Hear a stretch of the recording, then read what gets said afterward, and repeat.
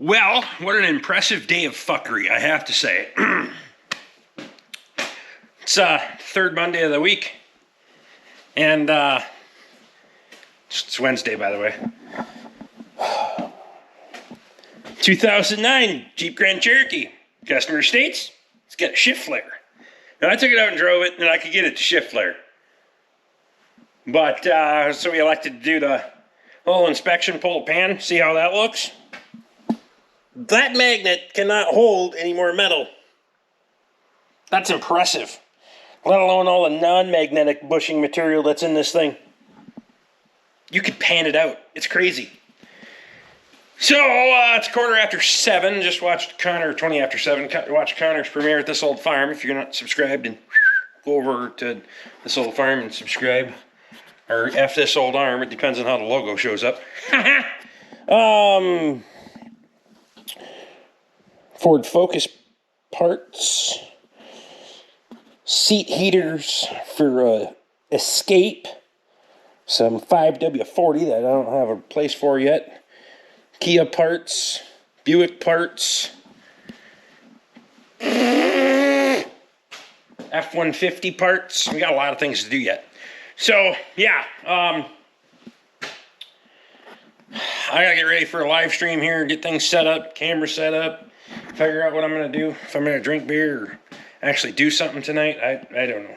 I haven't decided that part yet. So I didn't get to my footage today. I did a lot of shit. I moved the skidder around, but I didn't go cut any wood because I thought I was going to cut wood and then I didn't cut wood. So tomorrow I'll cut wood because I have to. Fucking out. Not yet, but close. I actually had to break down and chop up some of the big pieces. Too lazy for that. I'm going to cut down small trees. They're way less work. We will see you in the morning. Well, it's Thursday afternoon. Had a lot to do today, but I didn't record any video, so we're going to start here. We got to work at the pub in a couple of hours, so it's good and windy out too, by the way. I have to go off down here and go find my tape measure.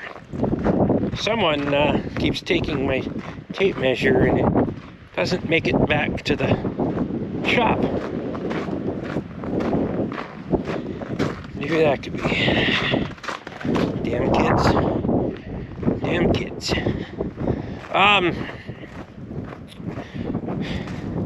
Boy, all this shit to do. No fucking time to get it done.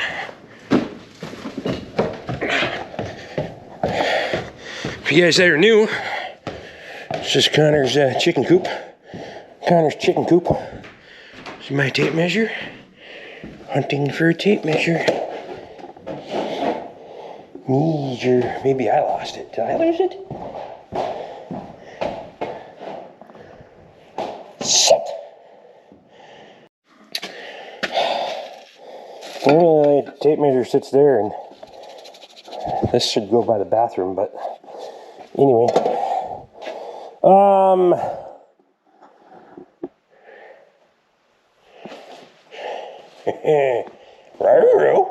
I don't know where my tape measure is.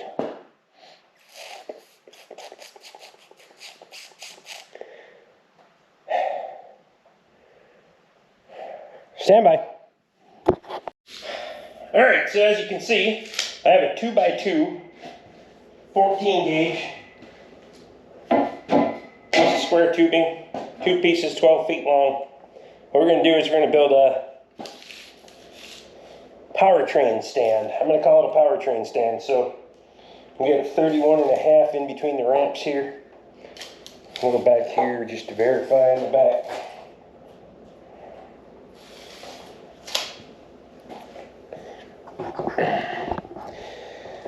So we're square within 1/4 of an inch on the hoist. It's been working fine. One's just probably tilted a little bit. There's enough room on the studs and holes. It could be tweaked a little bit. But what I want to do is I want to make this powertrain lift so it will fit in between the ramps if I want to use it for another purpose. So we have 2 pieces of 2-inch square tubing, 2 pieces of 1.5-inch angle iron, and I ordered 4 heavy-duty casters that will hold, I believe, 750 pounds each. That's what they're rated for, so we can put some pretty decent load on these things without them coming apart. Let's get building, shall we?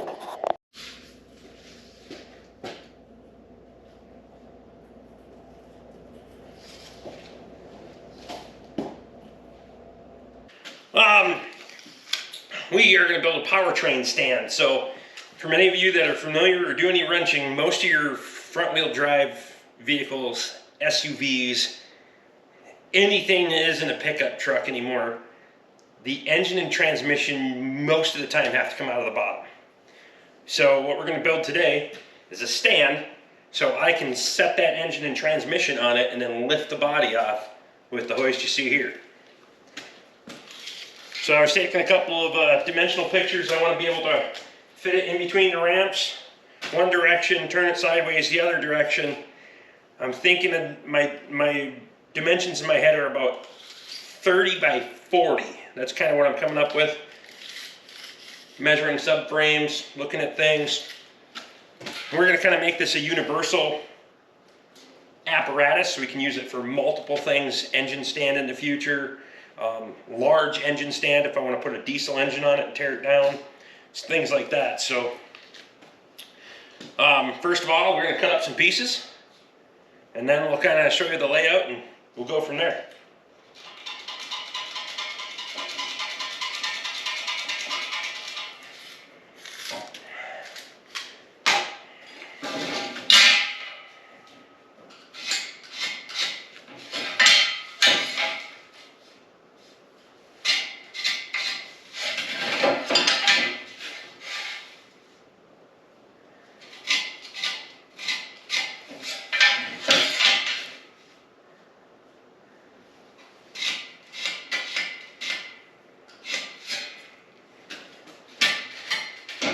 Hey, they even line up with each other.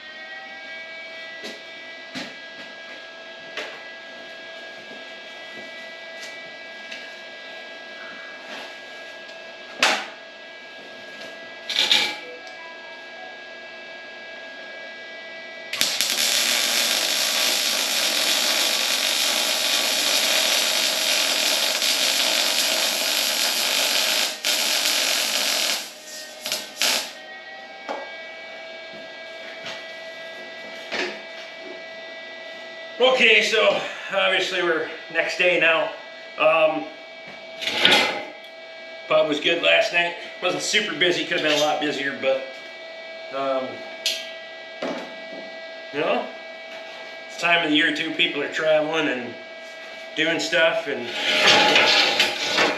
not getting out quite as much, but it'll pick up, I'm sure. So this is a basic framework for this thing.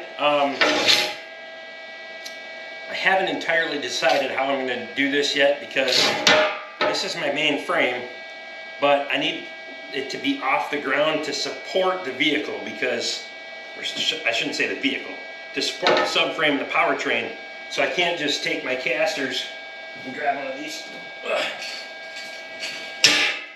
I can't just slap them on there like that, because with your wheels, suspension, and all that, the platform needs to be higher. Now, I might use this framework and then build another substructure on top of it and extend it up, or I can put legs on it. I haven't decided what I want to do there yet. If I put legs on it, that extends this down, 18 inches, 24 inches, somewhere in that region. So I have some room to work there. But it also limits the flexibility of this. If I make this a little bit more flexible, I can use it for multiple applications. So that's why I'm kind of leaning towards making this the base structure and then making the other attachments that add on to it, if that helps at all and makes any sense at all. So I'm going to brainstorm here a little bit. I don't quite entirely have a plan yet, which is nothing new if you've watched the channel before. So we'll figure it out and bring it back.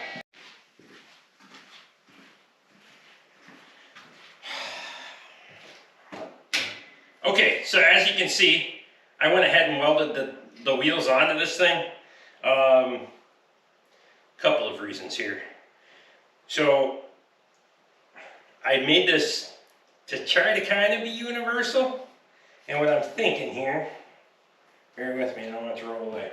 This hoist does, because of the pitch of the floor, it does lean quite a little bit, about a half inch. There's a half inch slope on the front of this ramp.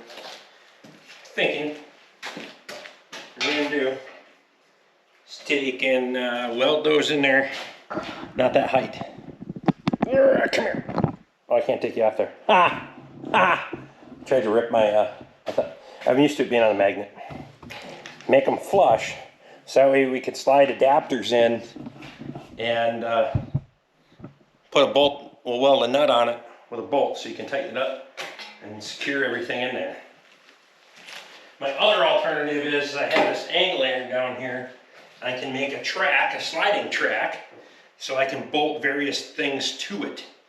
So those are my two options that I haven't quite figured out yet. Again, one thing I do like about this, and I'll set the hoist down quick and I'll show you.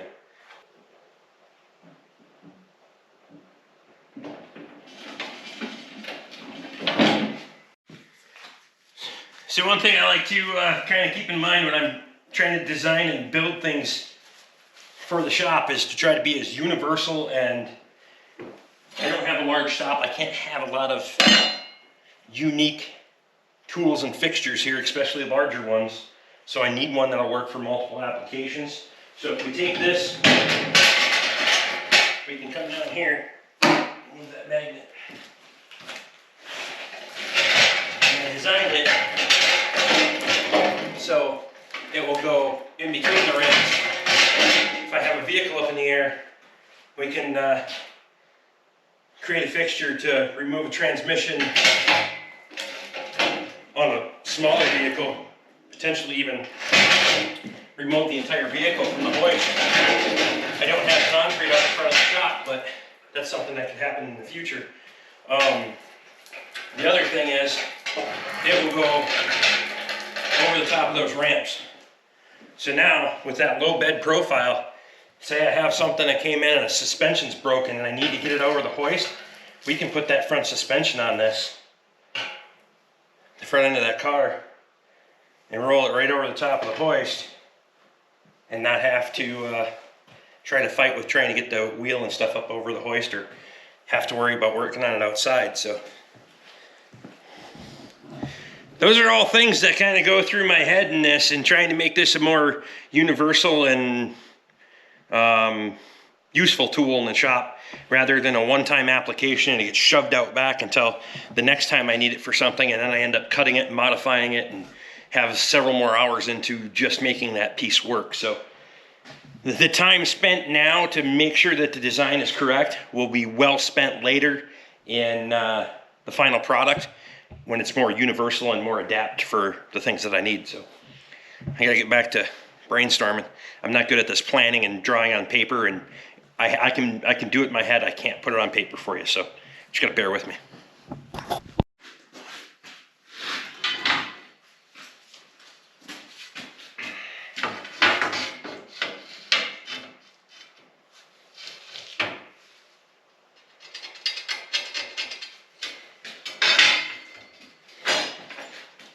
Okay, we'll get this piece cut, and then I'll explain to you, cut and installed, and then I'll explain to you my thought process here thus far.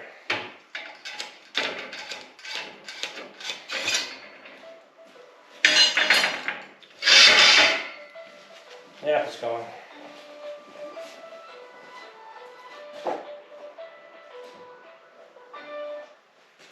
Hello. Okay, back to work.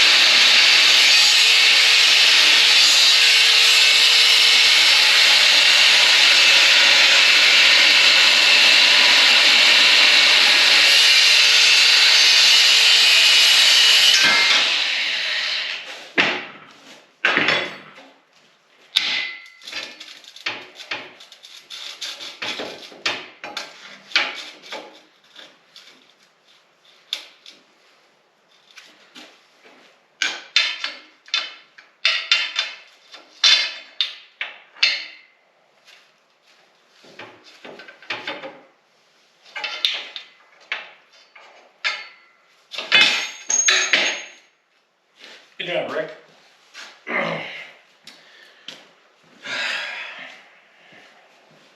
Some days you're the hammer, and some days you're the nail.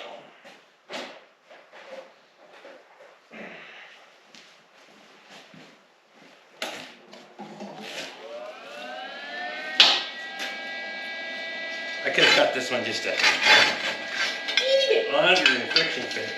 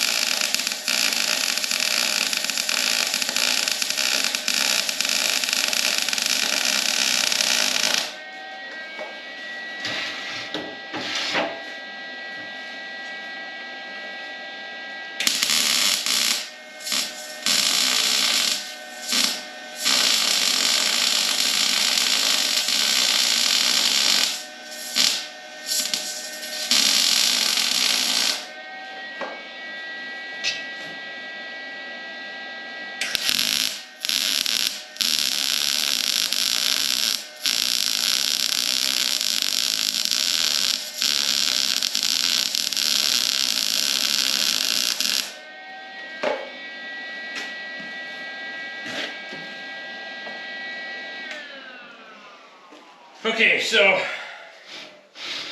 we're kind of going twofold on this. Should I turn in the slot because the caster sits over, covers the enough so this will sit directly on top of it. I welded 2 pieces of angle iron in here so as to act in the future. I can put bolt through there, more particularly an eyelet stud. Go down there so we'd have an eyelet that we can strap something down to, bolt to, strap to. We can always hook a ratchet strap on either side of the angle iron if we need to. And it really stiffens this thing up, gives it a lot more rigidity. It's not that it was going to be, not that it was going to fail before, certainly, but now we have a lot more structure in there. I just haven't decided if I want to put another set of tracks in the middle here, or if I want to put one track in the center as another utility. I have one more complete piece of angle iron that's 10 foot long and another piece of square tubing that's 12 feet long in addition to this small piece. So now my thought is we can move on to building the adapters in the sides for carrying a subframe. But this is kind of the basics of, I'm going to call it the ultimate shop cart, is what we're going to call this thing. And it's going to come in really, really handy, be really universal around here, and help us out with a lot of different applications in fixing and repairing things around the shop. So I think we're going to call it for this one. This is the ultimate shop cart. As we adapt and as we modify, we'll make more adapters in part 2. So like and subscribe, comment if you want to know more. I do appreciate you guys' time. Hope you'll consider grabbing a membership, and hey, see you guys on the next one.